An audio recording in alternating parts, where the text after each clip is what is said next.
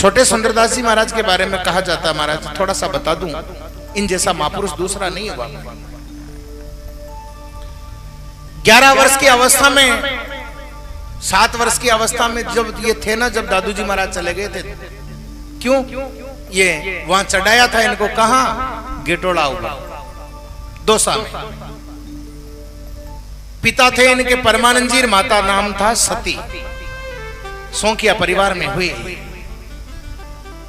जगिया जी ने आशीर्वाद दिया था इनको। 11 वर्ष की अवस्था में घर छोड़ करके पंडित जगजीवन जी और रज्जब जी महाराज के साथ में जाकर के इन्होंने काशी में अध्ययन किया, वेद पुराण पुस्तकें पढ़ी। ये शेखावटी राजस्थान के फतेहपुर में रहते थे। एक समय एक नवाब की सेना आ रही थी और ये भिक्षा लेकर के आ रहे थे। फतेहपुर नगरी में भोजन ले रहा और सामने महाराज राजा की फौज आएगी। फौज आते देखकर गरीब सुंदरदास जी ने सोचा थोड़ी जगह दे दूं, तो महाराज खेत की मेड़ पे खड़े हो गए, डोली पर खड़ा हो गया। फौज आवा लगी तो महाराज फौज कहीं गर्मी को दिन हो और प्यासा मर रही, फौज को आगलो आगलो। सैनिक पूछे, रे महाराज तुम्बी में पानी है की? बोले पानी तो कोनी भाई, मैं तो जोड़ी ले रही हूं, मारी तुम्बी में तो छाछ रहा मैं। बोले पानी नहीं तो छाछ पिला दे, प्यास तो मिट जाएगी। सुंदरदास जी महाराज ने छाछ पिला दी। एक से दूसरो देखियो मारो ही नंबर आ जावे, दूसरो तीसरो देखियो मारो ही नंबर आ जावे, चौथो देखियो थोड़ी छाछ बचे मारो ही नंबर आ जा। लेकिन महाराज राजा की पूरी सेना छाछ पी गई और तुम भी मुझ छाछ कम ना हुई, सबको छाछ पिला दी। नवाब ने ये सुना, शाम को जाके सेना ने बताया, महाराज आज ऐसा एक फकीर और एक औलिया मिला,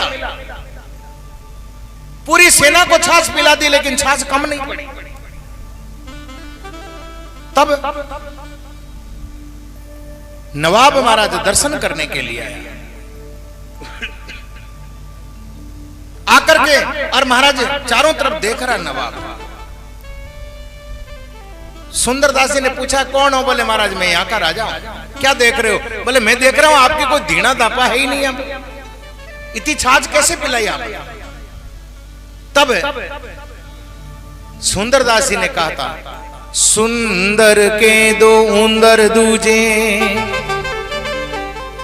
और तीजी दूजे को,